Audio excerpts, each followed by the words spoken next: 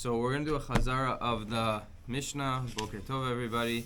So just to review, the Mishnah says yesterday we did it, or the first part of the Mishnah, we did it, we spent like 30 minutes just explaining each case. This time we're not going to do that, we're just going to go through. It says, Chamesh Esrei Nashim, Potrot Tzarotehen V'Tzarot Tzarotehen Min HaChalitza U'Min HaYibum. There are 15 women that if someone's brother marries these women, any one of these women, and his brother also has another wife, since that woman, the erva, cannot do yibum to the individual, so not only is there no yibum for that lady, but there's no yibum for the co-wife either. Right? And not only the tzarot, but the tzarot, the co-wives of the co-wife, which means if you add another brother, and right, we have Ruvain, Shimon, and Levi. Ruvain and Ruvain marries, let's say, Levi's daughter, and Ruvain dies, and Shimon does yibum to the other wife, and then he dies. That co-wife cannot marry Levi. Okay, ve'eluhen, boker tov. Eluhen, these are the 15 arayot. Bito, his daughter, bat bito, bat beno, his granddaughter, either from his son or daughter. Ishto, bat ishto, his wife's daughter. Bat bena, okay, good. Bat bena or bat bita, his wife's granddaughter. If his brother marries any one of these women. Chamoto, his mother-in-law. Em chamoto ve'em chamiv, his grandmother-in-law, either his father-in-law's mother or his mother-in-law's mother married his brother. Achoto me'imo, a sister who he only shares a mother with, marries his brother who he only shares a father with, which that's allowed 100%. Va'achot imo, his mother's sister, meaning this brother who died married, he only shares a father with that brother, and he married his mother's sister. Va'achot ishto, his wife's sister. Meaning two brothers married two sisters. Ve'eshet achiv me'imo, he has a brother that he only shares a mother with. That brother's wife, after that brother dies, that brother's wife marries his paternal brother. So it's basically the same case as the sister case. He has a sister that he shares a mother with. He has a brother that he shares a mother with. And that brother marries a woman, dies. And then that woman marries his brother from his father's side. We have all this in the pictures. We went through it all yesterday. Ve'eshet achiv shelo haya ba'olamo. This was a yibum case that came up when before the child was born. And then the child was born after one of the other brothers did yibum already. Right? It's his eshet ach. It's just important to know that every yibum is really an erva. One of the arayot in the Torah is eshet achiv. A person is not allowed to marry his brother's wife, even after his brother dies, unless there's a mitzvah of yibum. So if there's no mitzvah of yibum, she reverts to being one of the arayot. Meaning, for example, if his brother has children, let's say his brother marries a woman named Chana, and his brother has children, and he dies. That lady, Chana, is asur on him, even after his brother dies. It's eshet ach, it's an erva. Just the Torah was matir only when there's a mitzvah of yibum. So eshet achiv shelo haya ba'olamo, when you have, let's just play out the case. We have the papers from yesterday. Right? It's just important to understand the mechanism of how it's working. This is picture number 21. Right? So, Eshet achiv shelo haya ba'olamo. So over here in the picture, you have Ruvain and Shimon are brothers that are living at the same time. Levi is born a little bit later. So Ruvain marries a woman called Esther, and then Ruvain dies. And then Levi is born. Levi is born at that point. And then Shimon does yibum to Esther, and he has another wife, Chana. And then Shimon dies. Since Esther was never allowed to do yibum to Levi, because Levi was not alive when she fell to yibum, she reverts to being an isur of eshet ach. It's a brother's wife in a situation where yibum was never a heter. Once it was never a heter, that's it. She remains asura. The Gemara is going to get into more detail about all of these cases, but the reason yibum is never a heter in this case is because the pasuk says ki yeshevu achim yachdav, when brothers are living yachdav, together at the same time. We learn from there, if one of the brothers is born after the woman falls to yibum, there's no heter in that situation. She remains in erva. Okay, and then the last one was kalato. Isn't that Yehuda and Tamar?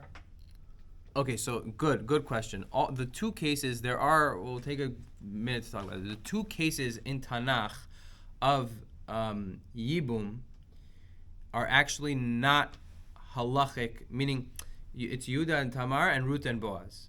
Okay, Yehuda and Tamar, it was a father-in-law, and Ruth and Boaz also, it wasn't a brother. Boaz was not Elimelech's brother, or was not Machlon and Kilion's brother. So the Ramban explains that according to the concept of Yibum, the concept of Yibum has to do with reviving, rejuvenating some type of gilgul of the neshama of the brother that died. So the concept can be accomplished with any relative. However, the way that it's like the most to'elet that could be given to the neshama is when it's done by the brother. When the brother takes the wife of the niftar. But technically, if another relative were to do it, it would also work. But the Torah wasn't matir for all relatives, only for the brother, because that's the most to'elet, and that's the most common case, and that's the most whatever. But before Matan Torah, Yehuda, it could have worked, even it could have been done even in that way. And Ruth and Boaz was not. It was a more distant relative, which is mutar nowadays too. I don't know, a cousin, whatever, could also, an uncle, could also technically do yibum. Okay, so hare elu potrot zaroten v'tzarot zaroten mina chalitza mina yibum. These ad sof haolam, these 15 women, not only do they not do yibum, they are poter the co-wives. There's no yibum by the co-wives, or co-wives of those co-wives, right? Again, if you add another brother and one of the co-wives does yibum to a second brother and he has 4 or 5 wives, he dies, and then another brother does yibum to one of those wives and he has 4 or 5 wives, he dies, as long as the original wife of the first brother was an erva to the last brother, he can't do yibum to any of those. Okay, vechulan, this is now new. So says the Mishnah, Vechulan, all of these women, imetu, if any of them die before Yibum, before the husband dies, o mianu, or they do miyun. Now what is miyun? So miyun is by kiddushin of a ktana. If you have somebody who is a ktana, who she was given over, her father did not accept kiddushin for her. Let's say her father died and her father cannot accept kiddushin for her, he's dead. Or if she got married once and she got divorced, it's a halachic situation where you have a ktana, somebody who's under bat mitzvah, and the father cannot accept kiddushin for her. So she can be mikudeshet midrabanan. If, let's say, the mother or her older brother, they accept kiddushin for her, they set her up, she's mikudeshet midrabanan. And she is able to walk away before consummating the marriage, before she becomes bat mitzvah. Meaning she's mikudeshet, they marry her off at 8 years old, and at 10 years old she decides, you know what, forget this, I don't want this. So, imetu, if any of these arayot die, so let's just play out the case. You have 2 brothers, Reuven and Shimon. Shimon marries Reuven's daughter. Okay? So if that woman dies, or mianu, or she does miyun, she walks away from the marriage, or nitgarshu, or they get divorced, or shenimtzeu ailoniot, or if any of these women, they're found to be an ailonit, which means basically the marriage is a mekach taut. What's an ailonit? An ailonit is a woman who has some physical issue and she's not maturing in a way that she's able to have children. So since she's not able to have children, the whole marriage is a mekach taut. It's all down the drain because he says, I was mikadesh this lady. I was expecting her to be a woman who's able to bear children. She's not able to bear children. She's an Ailonit. So the marriage is canceled. It's null and void. So basically, any of these cases, the woman is not considered married anymore, and then the husband dies. So tsarotehen mutarot. In any of those cases, there's no isur on the tsara. So just to play out the case, just to make it clear, let's just use the first picture, Bito. So you have Reuven and Shimon. Reuven has a daughter, Rachel. Okay? Shimon marries Rachel, and he also marries Miriam. Now, if Rachel dies before Shimon dies, or if Rachel does miyun, she leaves the marriage before Shimon dies, or if Rachel gets divorced from Shimon, divorces Rachel before he dies, or if Rachel is found to be an Ailonit, then that marriage is null and void. And then Shimon dies. After any of those, Reuven does do yibum to the other wife, to Miriam. Right? It's only when they're still married, Rachel is still married, the erva is still married to Shimon. At the time of death. At the time of death, right. V'ata yachol lomar b'chamoto v'em chamoto v'em chamiv shenimtzu ailonit o shemianu. You can't have a case of any of the ones who gave birth, right? His mother-in-law, or Em Chamoto, his mother-in-law's mother, or Em Chamiv, his father-in-law's mother. You can't have in any of those cases Shenimtzu Ailonit o Shemianu, that they were found to be an Ailonit, or they did miyun because they had children. It's not possible that they were found to be an Ailonit or they did miyun. They're a grandmother, they're a mother. So, okay, so good so far? So far, so good. Okay. So, Ketzad potrot sarotehen. So, this is going to be very simple. We already kind of went through this without going through it. What's a case where they're poter the tzara, that the tzara is patur from yibum? Again, the tzara is the co-wife. So, haita bito achad mikol arayot ha'ele nesuot le'achiv. His daughter, or any one of these other arayot, let's just pick daughter because it's the first one. It's simple case. His daughter was married to his brother, like the case you have in the picture, that Rachel is married to Shimon. V'lo isha acheret, and he also has another wife. Shimon has a second wife, Miriam. Umet, and then Shimon dies. Keshem shebito petura, the same way that Rachel doesn't do yibum, she's not going to marry her father. Kach tzarata petura, so too her tzara, Miriam, is also patur from yibum. Halchat sarat bito v'nised la'achiv. Now let's say Miriam, this is really the next picture, picture number 2. Miriam went and did yibum to a third brother, la'achiv hasheni, v'lo isha acheret, and that brother had another wife, right? In the picture, it's we have right, Miriam marries Levi, and Levi has another wife, Esther. Umet, and then Levi dies. So Levi was married to Miriam and Esther. Miriam was someone who he did yibum to, and Esther was his other wife. And then Levi dies. So keshem shetzarat bito ptura, kach tzarat tzarata ptura. The same way that the tzara of his daughter is patur from yibum, so too the tzara of the tzara, meaning in this case, Esther is a co-wife with Miriam. And Miriam in a previous marriage was a co-wife with Rachel. So that which Rachel is poter, her co-wife from Yibum, that transfers, meaning Miriam becomes Asura because there's no heter of Yibum. So she's an erva also. She's Eshet Ach, that there's no, it's your brother's wife that there was never a heter of Yibum for.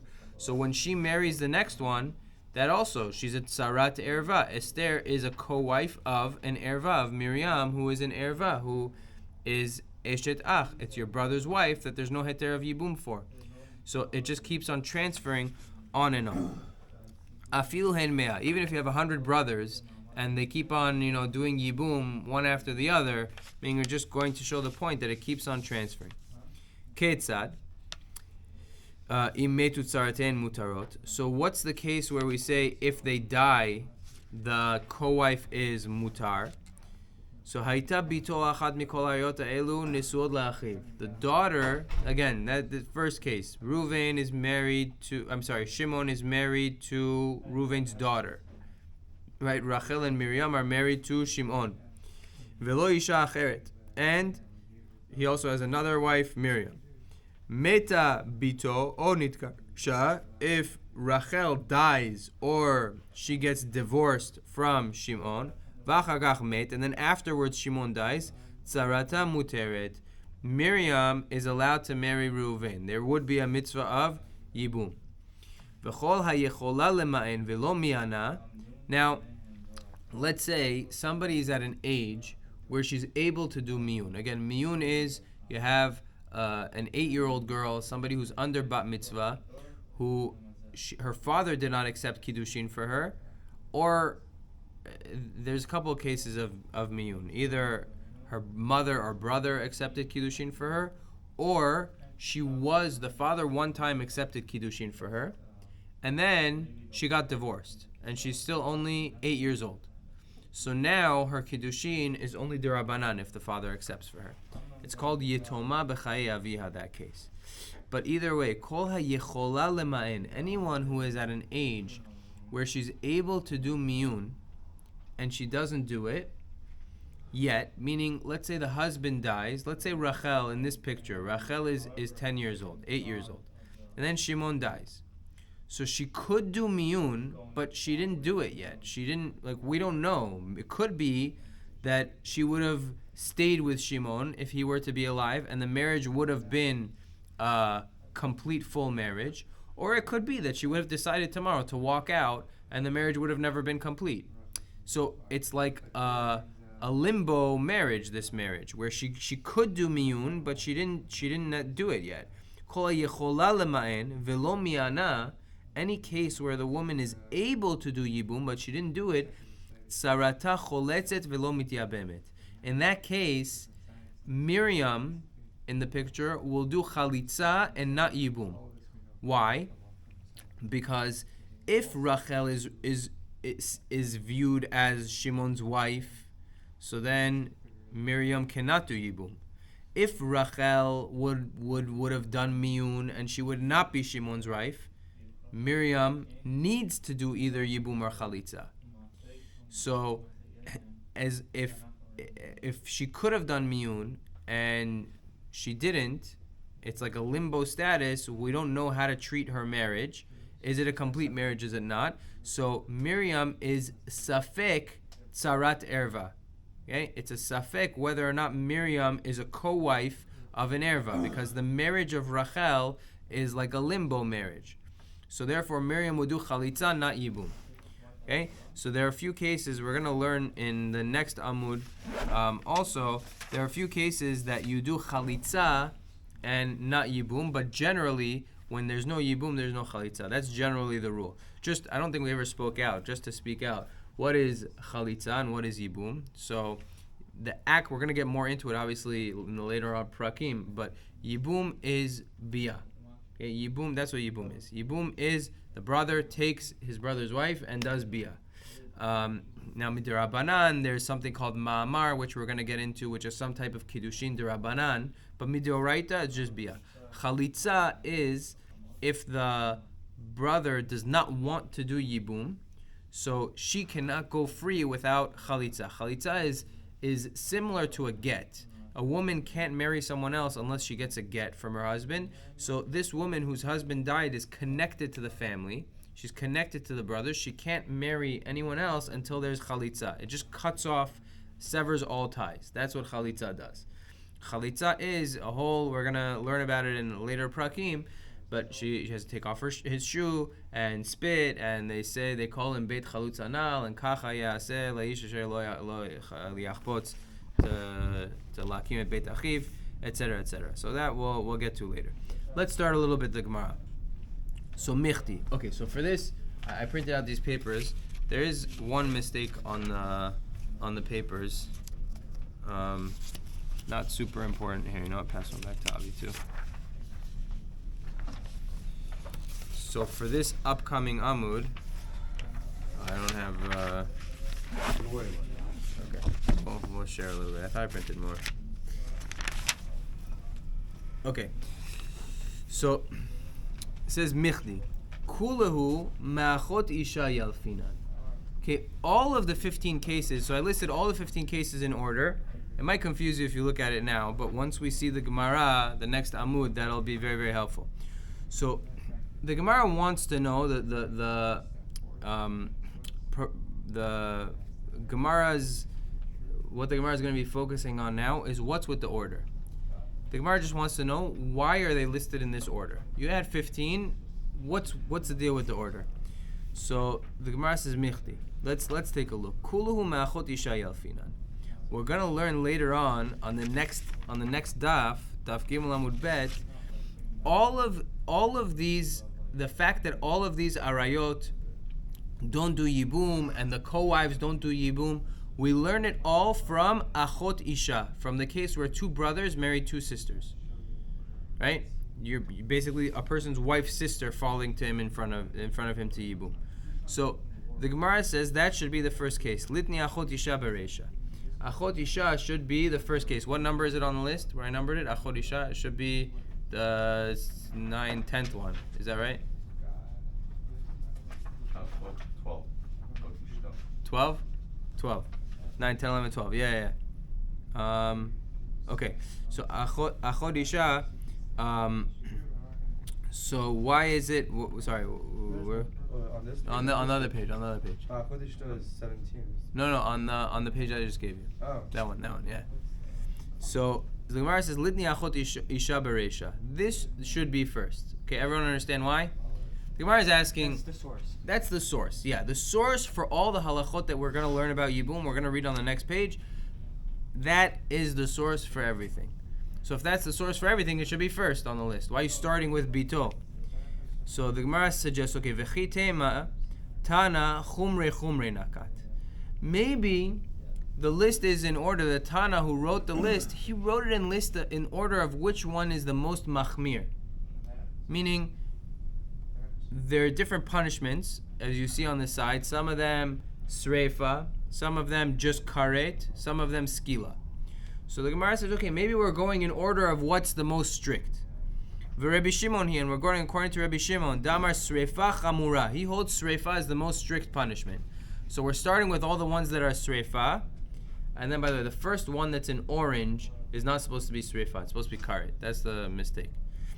But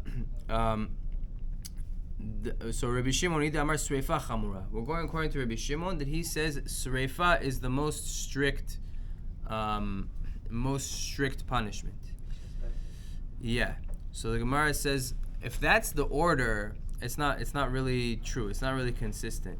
Ihachi, if that's the case, that you're going in order of what's the most strict punishment, so litni chamoto bereisha, the first one should be chamoto, mother-in-law. Why? Deikar sreifa b'chamoto ktiva, because sreifa is written by mother-in-law. It says a man who takes a wife and her mother, which means he basically marries a woman and is with her mother-in-law, so they get sreifa. That's the source of sreifa. So if you want to go with the order being whatever is most strict was first, so you should start with the source of sreifa, which would be mother-in-law. V'od, and furthermore, de batar chamoto litni kalato. After mother-in-law, it should have said kalato, meaning after all the ones that are sreifa, it should have said kalato, daughter-in-law. The batar sreifa skila, because the next punishment after sreifa is skila, meaning the most strict punishment. Let me pull. I have the chart on my phone so I could be with you guys on the chart. The most severe punishment is sreifa. Then after that is skila. So the order should go, it should be, right, all the ones that are sreifa, the first 1, 2, 3, 4, 5, 6, 7, 8, 9 should be the same. And then number 10 should be kalato, should be daughter-in-law, because that one is skila. And then list the last ones that are only karet. Meaning, the Gemara is trying to figure out the order. what's the order? So the Gemara said, if you're going with the source, so you should start with Achot Ishto, which is number 12. Right? It should have started with number 12. Why didn't you start from the source? Must be, we're not going in that order. Okay, great. What's the order? You want to tell me the order is whatever's most strict? Well, okay, fine. So then, two questions on that. First of all, you're starting with Sreifa. Great. But the source of Sreifa is Chamoto, which is number 7. So that should have been number 1. And then, after all the Sreifa ones, you should have listed number 15, Kalato, and then listed from number 10 until the end. Right? Everybody following?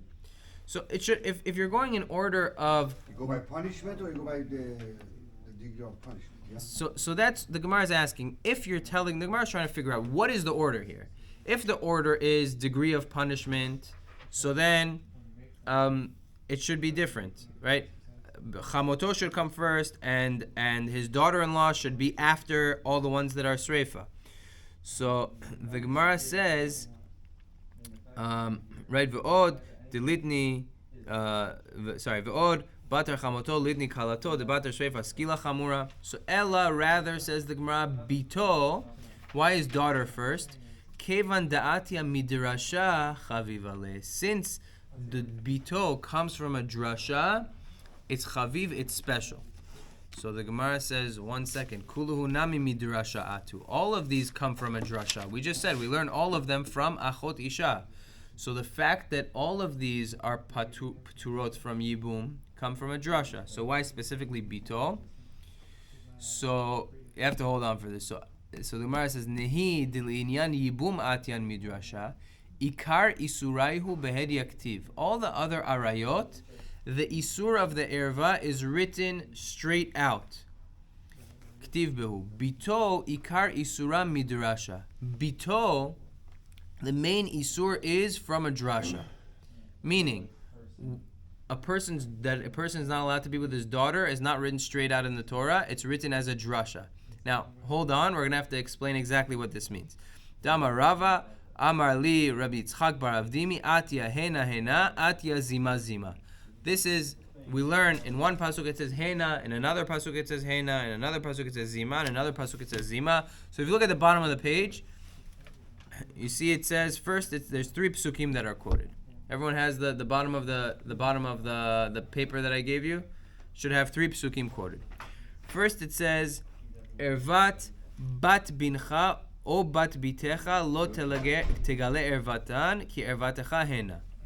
Then it says ervat Isha ubita lo tegale. So let's start with the middle pasuk. Ervat Isha ubita lo tegale teaches me that I cannot marry a woman. Isha means it's someone that I'm married to. So I cannot marry a woman and be with her daughter. So that means whether her daughter is my daughter, whether it's not. It doesn't matter. Always my daughter is going to be included in her daughter. Does that make sense? If the Torah is saying don't marry a woman and her daughter, so obviously don't marry her and her daughter from you. That's included in her daughter. It doesn't matter who her daughter is from. If it's from a previous marriage, if it's from you, it doesn't matter. You can't marry her and be with her daughter. So included in that is your own daughter from a woman that you're married to. But we don't see that a person's daughter from a woman who he raped would be asura. This is the chidush here. Bito me'anusato. His daughter from his anusa, from a woman that he raped, would not be included in this pasuk. Where do we see that from? The first pasuk. It says, ervat bat bincha o bat bitecha. The erva of your granddaughter, which means your granddaughter. Doesn't matter if the wife is married to you or not. You did something with a woman out of wedlock and have a granddaughter from that, you can't be with her. So from the first pasuk we see that a person cannot be with his granddaughter even if he's not married to the grandmother. From the second pasuk we see a person cannot marry a woman and her daughter. So we learn they both share the word hena. You see the word I put in red, hena, and it says shara hena. Since the second pasuk says hena, and it teaches me that a woman and her daughter is the same as a woman and her granddaughter, we apply that principle to the first pasuk, And we say that just like a person is not allowed to be with his granddaughter, he's not allowed to be with his own daughter, even if he's not married to the mother. That's hena hena. And then zima zima is, if you see in the pasuk, it's meaning he was with a woman out of wedlock. He did not marry a woman. He took advantage of a woman. He raped a woman, and that caused a daughter. That's also included in the isur of bat bitecha, bat bincha or bat bitecha. You can't be with. So it's a Gzera Shava? Yes, it's a Gzera Shava. And then we learn, that's step one. So step one is, just like you're not allowed to marry a woman and her daughter or granddaughter, you're also, when the Torah says you're not allowed to be with your own granddaughter, even if you don't marry the grandmother, it applies to a woman, and it applies to grandchild and child. And then, if you don't understand the depth of the Kal Vachomer, it's okay. I just want to finish this before we start Shachrit. So, and then the next one is Zima Zima. It says Zima in blue in the last two psukim, right? It says Zimahi, and then it says Vish asher yikach et isha ve'et ima Zimahi be'esh yisrafu. From there we learn the punishment, that it's sreifa. So we learn the punishment is sreifa, and we trace that back to Bito. So since it comes from a drasha, it's more chaviv, and we put that first. So we'll stop here. We'll go over this once again a little bit tomorrow. Be'ezrat Hashem.